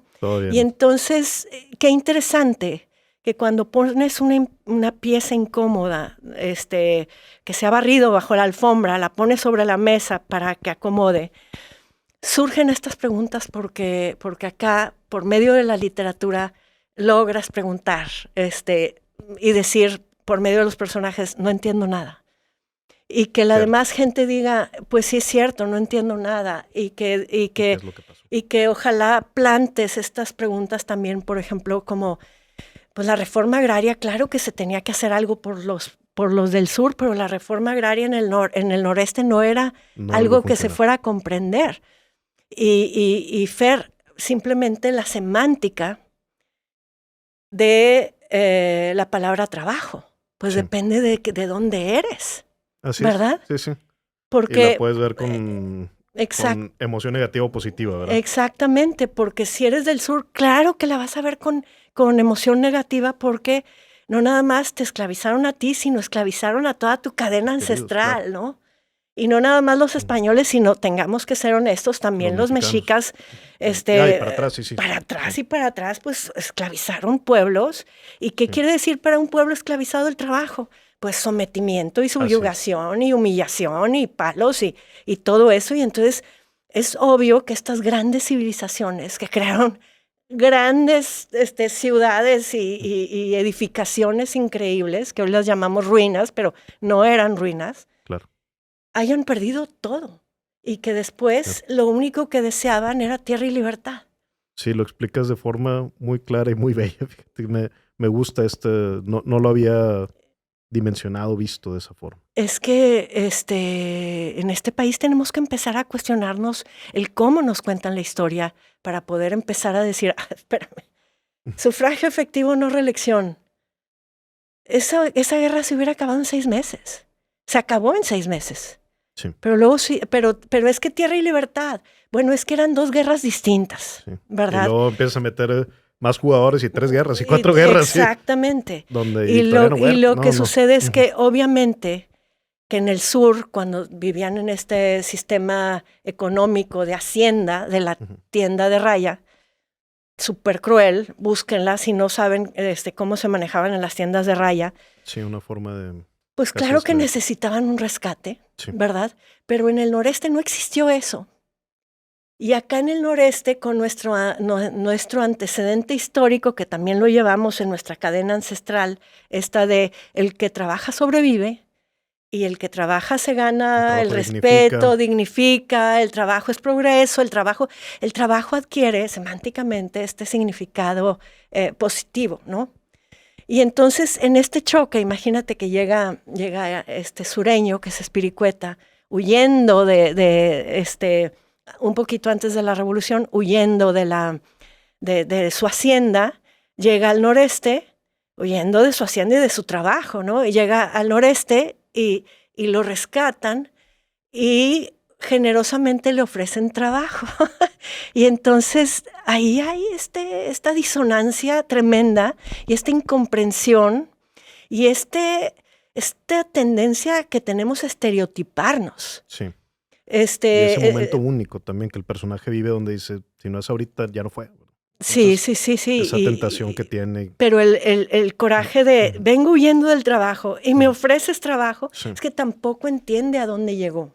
No entiende el entorno cultural y así. ¿Por qué? Porque en ese momento vivíamos en México, ahora le llaman el cuerno de la abundancia. No digamos así, pero digamos que un chorizo. Sí. Vivimos en un país que es casi así un chorizo. Y en ese entonces solo había el telégrafo. Sí. ¿Por qué se iban a entender? Claro que no se iban a entender. Tienes toda la razón. ¿Por qué Francisco y Madero iba a entender tierra y libertad? Cuando en el noreste, tierra y libertad distinta. Era una necesidad humana muy básica, pero que estaba cubierta. Exacto. Acá, pues puras palabrotas sesquipedálicas, como sufragio, efectivo, no reelección. A alguien que está más al sur, sin ninguna necesidad humana básica, lo único que entiende, ¿guerra? Vámonos a la guerra. No entiendo tus palabras, perdón. No entiendo tus palabras, no sé qué significa sufragio efectivo. Sufragio efectivo, no reelecciones para alguien que ya mira las estrellas, ¿no? Sí. Tiene la pancita llena, puede ir y venir a donde sea, que es lo que se vivía acá. Pero en el sur, no. Y entonces tenemos además dos revoluciones distintas, presidentes que nunca han entendido ni siquiera al país entero.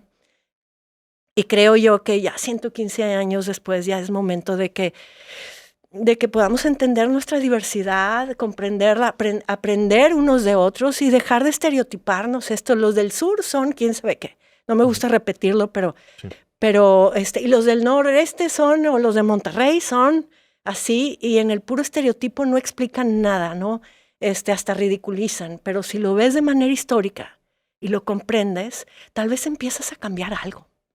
Sí, definitivo. O proteger algo, porque hay cosas que valen la pena proteger también, ¿no? Absolutamente. Ahorita que decías del trabajo, me quedo pensando en una anécdota de mi abuelito que me gusta contar, porque mi abuelito Rafael, pues él nació ordeñando vacas. Yo la única vez que ordeñé una vaca en mi vida, porque él falleció cuando yo estaba chiquito, fue porque él me llevó. ¿Verdad? Pero luego, por medio del trabajo y de educación, él vivió en ese momento de Nuevo León donde fue muy posible para él una movilidad social astronómica, ¿verdad? Y recuerdo una anécdota, y esta la vivió mi hermana. Dice que cuando ella estaba chiquita, estaba en el colegio, y entonces estaban burlando las niñas de otra niña, que porque la mamá de una de ellas vendía chicles. Y creo que era verdad, además era factual. Entonces estaban burlando, y mi abuelito era corazón andante, pero donde ve eso, dice mi hermana que es el único regaño que ella recuerda de mi abuelo, que le dijo: el trabajo nunca va a ser motivo de vergüenza. Nunca va a ser. Y dice mi hermana que le cambió. O sea, que en ese momento, bifurcación de vida para ella, porque fue la única vez que vi a mi abuelo enojado o molesto, ¿verdad? Como puede estar con una nieta, pero no, sí pero una que lección. Le dejó una lección de vida, sí, muy hermosa, por cierto. De hace décadas y que va a ser imborrable y sigue repitiéndose en mi familia. Creo que estos a lo mejor son como los que dices, los datos inútiles que traemos y que no son tan inútiles, ¿no? Un día lo vas a usar en una novela, Fer, ya sé. A lo mejor.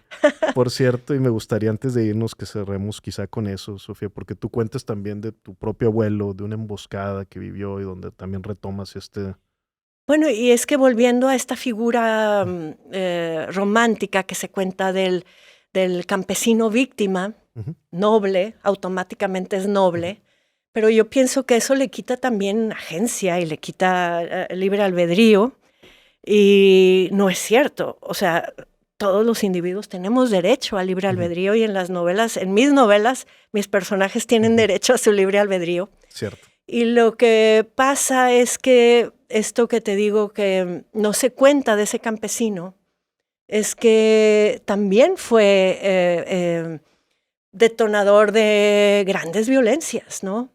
En ese vámonos con la bola de tantos hombres Sí, de claro. dónde salían, pues yo no sé, de todos los rancherías y de todos los pueblos, pues a cuántas mujeres se llevaron de encuentro, ¿eh? Claro. Hasta ahorita yo no me he encontrado a una sola lectora o lector que me diga, mi abuelita o mi bisabuelita se paraba en la esquina a ver quién se la llevaba. No, Todos no, te cuentan, dicen que se escondían, que no sé qué. no, mi bisabuelita le ponían lodo en la cara y era una niña, ¿verdad? Pero le ponían lodo, porque como estaba blanquita, decían, Se lodo en la la van cara, a ensúciala y llevar, escóndela claro. del tendajo porque se la van a llevar. No, Ujú. no, no, de cualquier edad y Ujú. todo. Y entonces, ese, no se habla de ese Ujú. personaje y de esa violencia. Pero luego tampoco se habla de ese personaje y de la violencia históricamente comprobable, porque yo lo leí en los periódicos de Linares de la época, de que ya iban 8 hacendados emboscados. Ujú. Y para mí eso resonó muchísimo porque mi abuelo, pues sí, tiene esta historia en Linares. Esta no es la historia de mi abuelo. Ujú. El murmullo no es. Sin embargo, sí es la historia que le toca vivir, el momento histórico que le toca vivir a mi familia en Linares, Ujú. pero es la historia de una familia de Sí, ficción. claro. Pero mi abuelo sí logró sobrevivir porque le salen, lo emboscan Ujú. y pues no se dejó matar. Y luego lo que resultó fue que él venía de un rancho así solo y les salen al camino, y en lugar de dejarse matar como algunos otros que los pescaron por sorpresa, pues él de armas tomar, porque pues sí Ujú. se Sí, andaba sí, de claro. los ranchos de Tamaulipas a Linares, pues tenías que traer tu pistola, ¿no? Y entonces él disparó. Ujú. Y lo que sucedió fue que pasearon al agrarista por todo Linares Ujú. para mostrar que el terrateniente había disparado contra ellos, ¿no? Y muere, mi abuelo tiene que huir a Monterrey y ya no volver, ¿no? Sí. Yo volví a Linares, pues ya publicada la novela, yo nunca había ido a Linares. Y entonces son de estas historias que, pues hay dolor por todos lados. Claro. Hay mucho dolor. En la Revolución fusilaron a mi bisabuelo y también está en esta novela, en estos recursos que tenemos por ahí que nos sirven. Se la regalé a esta novela, pero resulta que este abuelo, pues sí, ya no pudo volver a su tierra y comprueba, para mí era súper lógico que alguien como Espiricueta sí andaba por ahí recorriendo, viendo cómo saltarse la ley, porque fue una ley que además tardó en llegar a Linares. Y Sí. por eso tuvieron tiempo de cambiar los cañaverales y sembrar Sí. naranjos. Y en ese tiempo, pues hubo gente que se impacientó. Y no fueron los hacendados, fueron los agraristas, ¿no? Claro. Entonces, sí, hay gente que le ha sido traumático leer a un campesino así, pero pues yo lo que digo es, yo estoy contando cosas que yo fui y encontré y comprobé históricamente. No, y creo que es parte de lo mismo entre muchos elementos que existen y que tienen que darse al mismo tiempo, que haya una gran escritura, que haya mucha investigación, que se den estos elementos personales, los técnicos, pero definitivamente es una novela que es innegable. O sea, tocaste algo del inconsciente colectivo y por eso los millones y millones de lectores que han habido y los que van a seguir llegando, Sí, celebrando eso es lo que estoy ahorita festejando, la inauguración de la siguiente la década. siguiente década, Y todos exactamente. los lectores que voy a ir a encontrar, y me encanta, la verdad, pero yo creo que México es un país que está muy abierto a abrazar la diversidad. Es Y cierto. solo tenemos que empezar a contar nuestras historias y conquistar los espacios mexicanos desde nuestras historias que nos hemos callado tanto tiempo, que ya es momento de contarlas, ya borrar el silencio dejar que sea parte de nuestra identidad, romper el silencio, contarnos y saber que sí, desde Linares se puede conquistar la imaginación del mundo. No, hombre, qué padre plática, Sofía, celebrando los 10 años del Murmullo aquí. Lean el libro, cuando salga la serie, léanla, escúchenla también más bien, léanla por los oídos. Sí, lean por los oídos y vívanla. Pero sobre todo también no me quiero quedar sin mencionar de lector a escritor, porque ese, yo lo voy a decir así, pero es como un regalo casi que estás haciendo hacia Ay, los gracias, escritores Fer. que vienen detrás de ti. Yo sé que no responde a un incentivo financiero, no responde a que No. más bien es aquí les dejo la caja de herramientas que a mí me sirvió para construir este avión. ¿Sabes por Ustedes qué también es? pueden volar, ¿no? Te digo por qué es. Porque yo quiero que seamos mucho más escritores mexicanos, Que así sea. conquistando la imaginación del mundo, contando buenas historias, traducidos a otros idiomas. Entonces, esta es mi invitación, esta es mi aportación. Me tuve que esperar a tener la autoridad para poder decir todas estas cosas, ponerlas por escrito, porque tenía mucho tiempo de querer escribir este libro, no tener el tiempo y no tener la autoridad, pero llegó un momento en que sí. Me gusta mucho este aspecto y bueno, está muy bien que El Murmullo sea la novela mexicana más vendida y que está en 22 idiomas y espero que se sigan sumando más, pero no basta nada más con 1, 2, 3 autores hablándole al mundo así. Necesitamos de todos porque necesitamos cambiar la percepción que el mundo tiene de México. Muchísimas gracias, Sofía. Nos vamos aquí haciendo esta promoción descarada del Murmullo, pero sobre todo también con que hagas una recomendación de un álbum de música, un disco que le recomiendes a la gente que se vaya a escuchar, aquí terminando conversaciones. ¡Ay! La pregunta más difícil del podcast, ¿verdad? Pues sí, porque se me vienen muchos, pero tengo que hablar de la que fue. Todos tenemos una edad en que la música que sucedió fue nuestra. Sí. Y la que sucedió en mi edad de la música fue el álbum de YouTube, The Joshua Tree. Para mí ese me movía y ese, bueno, fue el primero que se me vino ahora. Yo sé que por ahí hay muchos, sé que Taylor Swift sacó el otro día algo, ¿no? Siempre pasa que lo más voy a hacer el carro. Hubiera dicho esto. Sí, claro. Pero YouTube es muy bueno. Joshua Tree, no nos equivocamos con eso. No. A mí me gusta mucho, sí significa algo para mí. Sofía, agradecerte una vez más. Ya sabes que aquí nos honra mucho que vengas a este espacio. Puerta abierta siempre. A la 5ª vez voy a preparar la chamarrita.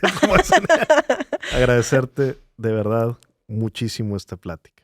Gracias, Fer. Gracias. Gracias a ti. Por hoy es todo, compadre. Nos vamos.